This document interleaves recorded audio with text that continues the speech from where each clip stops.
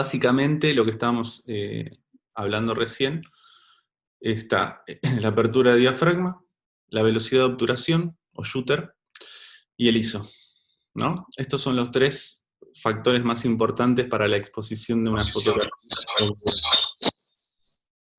¿Hay un mic abierto? No sé. Bueno.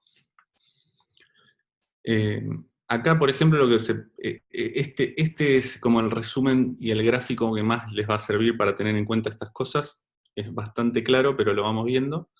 Nosotros, a menor apertura de diafragma, que en este caso el diafragma es inversamente al número que nosotros vemos. Cuando nosotros vemos este número F, es un número más complejo de cómo se abre el diafragma, que está compuesto por varias hojuelas.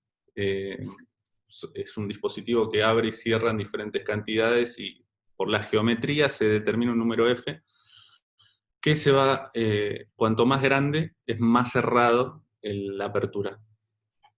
Entonces un F32, por ejemplo, es lo más cerrado del diafragma, deja entrar muy poca luz, pero la fotografía que se puede tomar está toda en foco, o sea, tiene un campo de enfoque mucho más grande. Campo de enfoque quiero decir, yo puedo tener un campo de enfoque de unos centímetros, ¿no? Que me enfoque esto, pero que el resto ya se empieza a desenfocar, o puedo tener un campo de enfoque de 1 metro o más, y entonces yo y todo lo que esté a 1 metro para atrás y tal vez lo que figura en la pared del fondo va a estar enfocado, ¿no? Ese es como el campo de enfoque. Puede ser un campo de enfoque muy corto para tomar detalles. Por ejemplo, yo quiero solo que se me enfoque este ojo, pero ya quiero que la oreja y el pelo ya no esté enfocado, por ejemplo.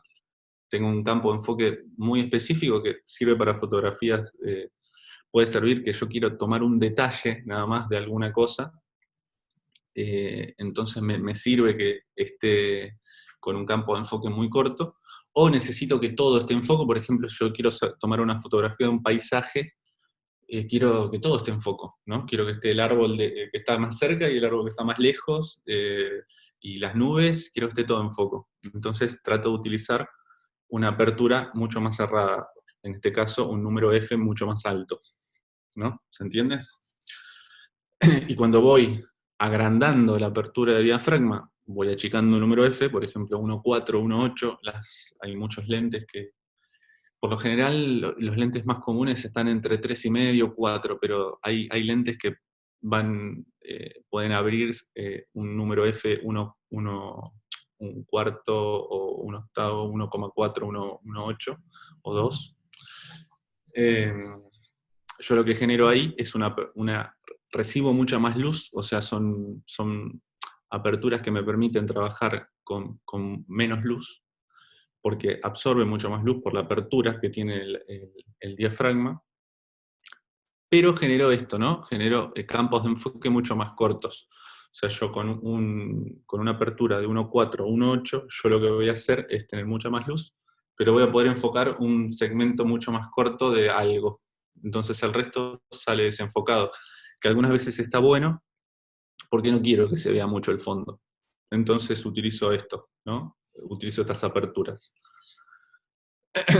Eso en principio, ¿no? Esto manejamos con la apertura de diafragma. Con la velocidad de obturación nos va a servir mucho más para tomar fotografías, por ejemplo, en movimiento, o cuando tomo fotografías sobre trípode, que son objetos inmóviles. A mayor velocidad de obturación, ingresa menos luz. ¿Por qué? Porque yo tengo mucho menos tiempo cerrado, abierto el diafragma. Entonces yo, si lo abro y lo dejo abierto, ingresa luz, ingresa luz, ingresa luz y cierra, ¿no? Toda esa información de luz, si la velocidad es baja, es mucho más alta. En cambio, con velocidades de obturación rápidas, yo abro y cierro mucho más rápido, por lo cual entra mucho menos luz y las fotos son más oscuras. Más allá de si es oscura o cálida, o si entra más o menos luz, lo que determina la velocidad de obturación y lo que nos va a ayudar a nosotros para tomar fotografías es, si voy a tomar una fotografía en movimiento, por ejemplo, no me acuerdo quién era el muchacho que da clases, él estando en movimiento, yo voy a necesitar velocidades de obturación altas. ¿Por qué? Porque a mayor velocidad de obturación yo puedo tomar una fotografía precisa de un movimiento exacto a gran velocidad. Cuanto más, ¿por qué? Porque fue un instante. Yo abrí y cerré el obturador muy rápidamente, tomé lo que había y cerré. Esa luz que ingresó fue un momento. Ahora, si yo dejo más tiempo abierta la luz, se genera una estela, si hay algo en movimiento, porque el objeto se siguió moviendo, y como yo dejé abierto el obturador, lo que pasa en todo ese tiempo que está abierto, como que lo va a reflejar en la imagen capturada. Entonces no es bueno, si voy a tomar fotografías en movimiento, que la velocidad de obturación sea baja. Acá, si podemos ver el gráfico, está clarísimo. Cuando yo tengo, esto siempre son fracciones de segundo, por eso es 1/1000, 1/2. O podemos hasta mantenerla cuando queremos sacar fotografías, por ejemplo, en la mitad de la noche del cielo. Lo que vamos a tratar de hacer es que la velocidad de obturación sea mucho más larga, o sea, que esté abierto mucho tiempo el obturador. Por ejemplo, se pueden dejar hasta, creo que 30 segundos en las cámaras reflex. El obturador se puede dejar hasta 30 o más segundos tomando luz, luz, luz. Entonces se pueden tomar fotografías nocturnas muy buenas, siempre y cuando no haya objetos en movimiento, porque si no, se va a ver medio raro. Y cuando son fotografías, por ejemplo, de deportes, o quiero tomar un salto en el aire y que quede, se van a tratar de usar velocidades mucho más altas, o sea, fracciones muy cortas de la apertura, ¿no?